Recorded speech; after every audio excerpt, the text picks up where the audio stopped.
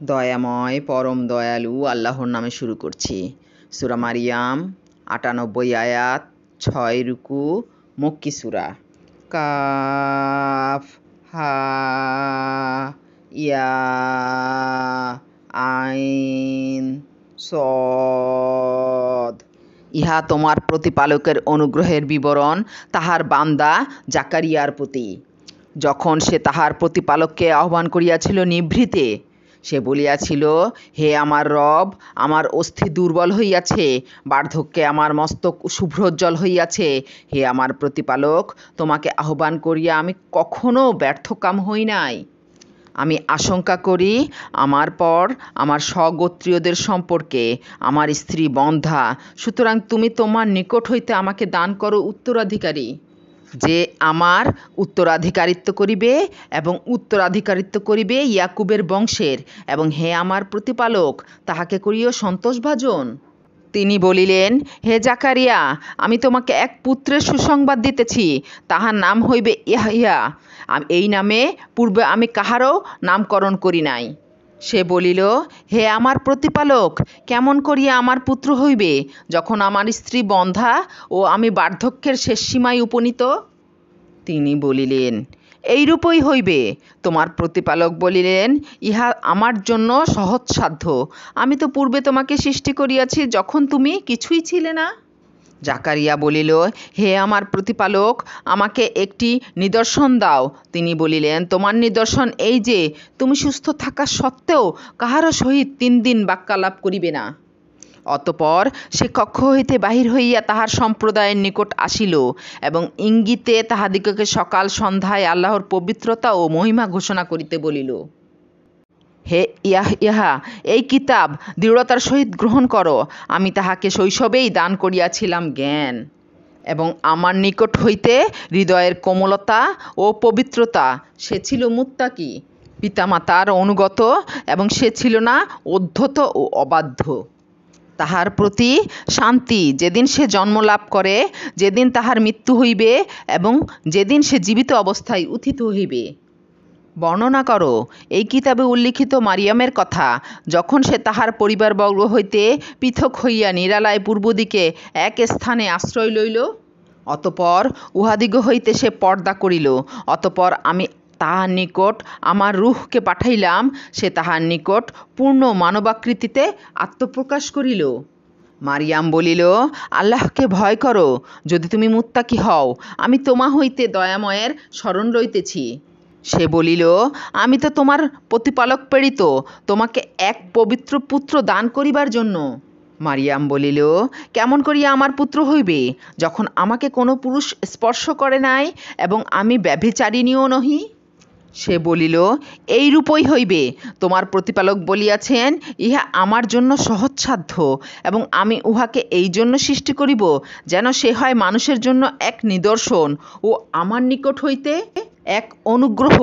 ইহা তো এক স্থিরীকৃত ব্যাপার। তৎপর সে গর্ভে উহাকে ধারণ করিল। অতঃপর তৎসহ এক দূরবর্তী স্থানে চলিয়া গেল। প্রসব বেদনা তাহাকে এক খর্জুর বৃক্ষ তলে আশ্রয় লইতে বাধ্য করিল। সে বলিল, হায়, ইহার পূর্বে আমি যদি মরিয়া যাইতাম ও লোকের স্মৃতি হইতে সম্পূর্ণ বিলুপ্ত হইতাম। ফিরিস্তা তাহার নিম্ন পার্শ্ব হইতে আহ্বান করিয়া তাহাকে বলিল, তুমি দুঃখ করিও না, তোমার পাদদেশে তোমার প্রতিপালক এক নহর সৃষ্টি করিয়াছেন। তুমি তোমার দিকে খর্জুর বৃক্ষের কাণ্ডে নাড়া দাও, উহা তোমাকে সুপক্ক তাজা খর্জুর দান করিবে। সুতরাং আহার করো, পান করো ও চক্ষু জুড়াও। মানুষের মধ্যে কাহাকেও যদি তুমি দেখো, তখন বলিও, আমি দয়াময়ের উদ্দেশ্যে মৌনতা অবলম্বনের মানত করিয়াছি। সুতরাং আজ আমি কিছুতেই কোনো মানুষের সহিত বাক্যালাপ করিব না। অতঃপর সে সন্তানকে লইয়া তাহার সম্প্রদায়ের নিকট উপস্থিত হইল। উহারা বলিল, হে মারিয়াম, তুমি তো এক অদ্ভুত কাণ্ড করিয়া বসিয়াছ। হে হারুন ভগ্নী, তোমার পিতা অসৎ ব্যক্তি ছিল না, এবং তোমার মাতাও ছিল না ব্যভিচারিণী। অতঃপর মারিয়াম সন্তানের প্রতি ইঙ্গিত করিল। উহারা বলিল, যে কোলের শিশু, তাহার সহিত আমরা কেমন করিয়া কথা বলিব? সে বলিল, আমি তো আল্লাহর বান্দা, তিনি আমাকে কিতাব দিয়াছেন, আমাকে নবী করিয়াছেন। যেখানেই আমি থাকি না কেন তিনি আমাকে বরকতময় করিয়াছেন। তিনি আমাকে নির্দেশ দিয়াছেন যতদিন জীবিত থাকি ততদিন সালাত ও জাকাত আদায় করিতে। আর আমাকে আমার মাতার প্রতি অনুগত করিয়াছেন এবং তিনি আমাকে করেন নাই উদ্ধত ও হতভাগ্য। আমার প্রতি শান্তি যেদিন আমি জন্ম লাভ করিয়াছি, যেদিন আমার মৃত্যু হইবে এবং যেদিন জীবিত অবস্থায় আমি উত্থিত হইব। এই মারিয়াম তনয় ঈসা, আমি বলিলাম সত্য কথা, যে বিষয়ে উহারা বিতর্ক করে। সন্তান গ্রহণ করা আল্লাহর কাজ নহে, তিনি পবিত্র মহিমাময়। তিনি যখন কিছু স্থির করেন তখন বলেন হও এবং উহা হইয়া যায়। আল্লাহই আমার প্রতিপালক ও তোমাদের প্রতিপালক, সুতরাং তোমরা তাহার ইবাদত করো, ইহাই সরল পথ। অতঃপর দলগুলি নিজেদের মধ্যে মতানৈক্য সৃষ্টি করিল। সুতরাং দুর্ভোগ কাফিরদের জন্য মহাদিবস আগমনকালে।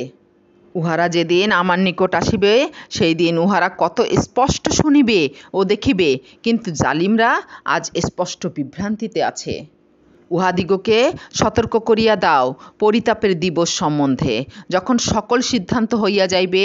এখন উহারা গাফিল এবং উহারা বিশ্বাস করে না।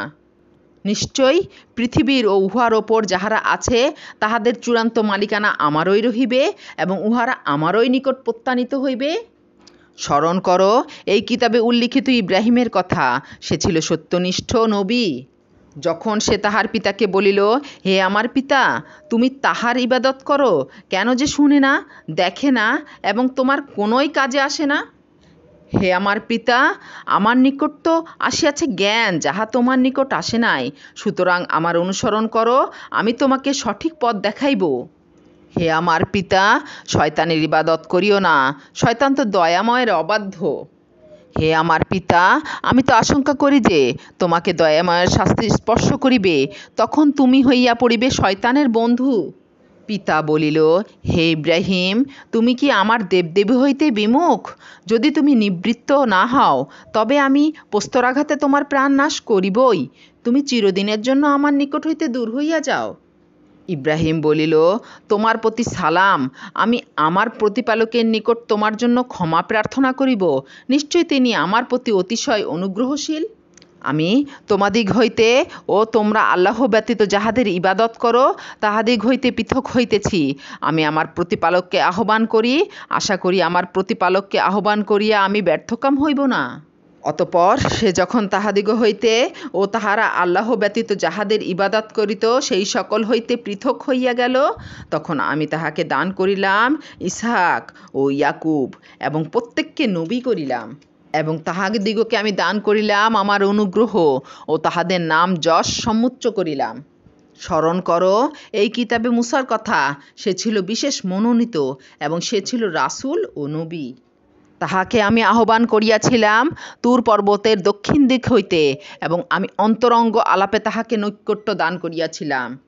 আমি নিজ অনুগ্রহে তাহাকে দিলাম তাহার ভ্রাতা হারুনকে নবীরূপে।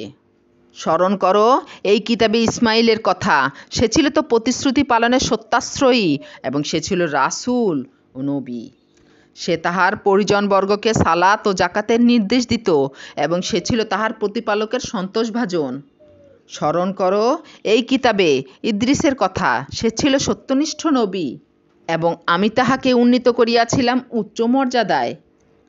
ইহারাই তাহারা নবীদের মধ্যে যাহাদিগকে আল্লাহ অনুগ্রহ করিয়াছেন আদমের বংশ হইতে, ও যাহাদিগকে আমি নূহের সহিত নৌকায় আরোহণ করাইয়াছিলাম এবং ইব্রাহিম ও ইসমাইলের বংশোদ্ভূত, ও যাহাদিগকে আমি পথ নির্দেশ করিয়াছিলাম ও মনোনীত করিয়াছিলাম, তাহাদের নিকট দয়াময়ের আয়াত আবৃত্তি করা হইলে তাহারা সিজদায় লুটাইয়া পড়িত ক্রন্দন করিতে করিতে।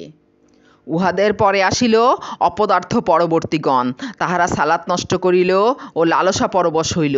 সুতরাং উহারা অচিরেই কুকর্মের শাস্তি প্রত্যক্ষ করিবে।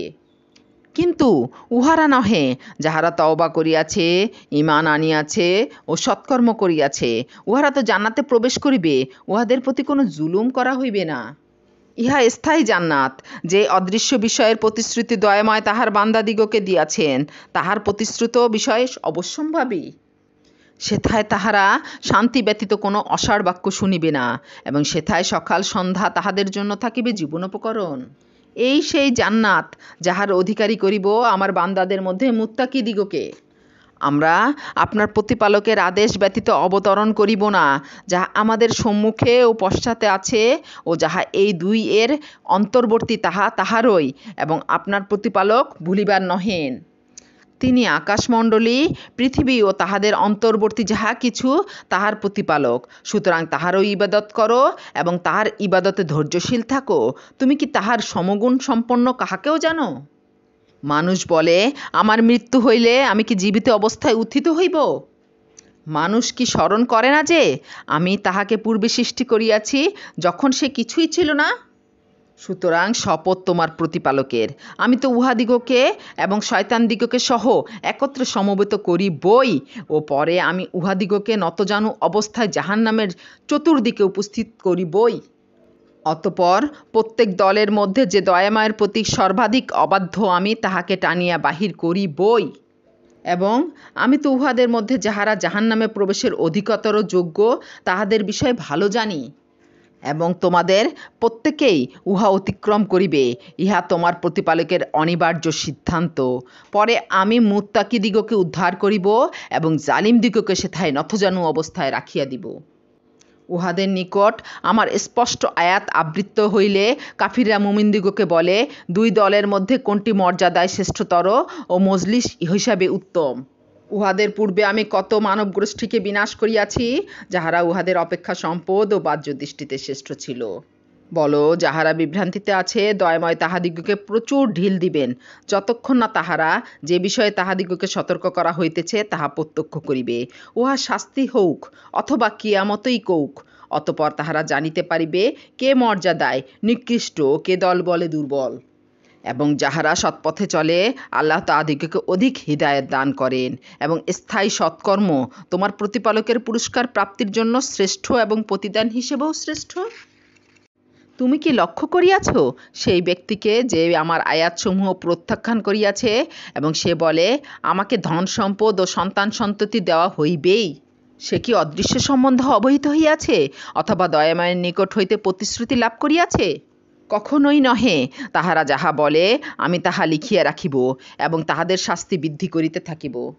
সে যে বিষয়ের কথা বলে তাহা থাকিবে আমার অধিকারে, এবং সে আমার নিকট আসিবে একা। তাহারা আল্লাহ ব্যতীত অন্য ইলাহ গ্রহণ করে, এই জন্য যাহাতে উহারা তাহাদের সহায় হয়। কখনোই নহে। উহারা তো তাহাদের ইবাদত অস্বীকার করিবে এবং তাহাদের বিরোধী হইয়া যাইবে। তুমি কি লক্ষ্য করো নাই যে আমি কাফিরদের জন্য শয়তানদিগকে ছাড়িয়া দিয়াছি, উহাদিগকে মন্দকর্মে বিশেষভাবে প্রলুব্ধ করিবার জন্য? সুতরাং তাহাদের বিষয়ে তুমি তাড়াতাড়ি করিও না। আমি তো গণনা করিতেছি উহাদের নির্ধারিত কাল, যেদিন দয়াময়ের নিকট মুত্তাকিদিগকে সম্মানিত মেহমানরূপে সমবেত করিব, এবং অপরাধীদিগকে তৃষ্ণাতুর অবস্থায় জাহান্নামের দিকে হাঁকাইয়া লইয়া যাইব। যে দয়াময়ের নিকট প্রতিশ্রুতি গ্রহণ করিয়াছে, সে ব্যতীত অন্য কাহারও সুপারিশ করিবার ক্ষমতা থাকিবে না। তাহারা বলে, দয়াময় সন্তান গ্রহণ করিয়াছেন। তোমরা তো এমন এক বিভৎস বিষয়ের অবতারণা করিয়াছ, যাহাতে আকাশমণ্ডলী বিদীর্ণ হইয়া যাইবে, পৃথিবী খণ্ড বিখণ্ড হইবে ও পর্বতমণ্ডলী চূর্ণ বিচূর্ণ হইয়া আপতিত হইবে। যেহেতু তাহারা দয়াময়ের প্রতি সন্তান আরোপ করে, অথচ সন্তান গ্রহণ করা দয়াময়ের জন্য শোভন নহে। আকাশমণ্ডলী ও পৃথিবীতে এমন কেহ নাই যে দয়াময়ের নিকট বান্দারূপে উপস্থিত হইবে না। তিনি তাহাদিগকে পরিবেষ্টন করিয়া রাখিয়াছেন, এবং তিনি তাহাদিগকে বিশেষভাবে গণনা করিয়াছেন, এবং কিয়ামতের দিবস উহাদের সকলেই তাহার নিকট আসিবে একাকী অবস্থায়। যাহারা ঈমান আনে ও সৎকর্ম করে, দয়াময় অবশ্যই তাহাদের জন্য সৃষ্টি করিবেন ভালোবাসা।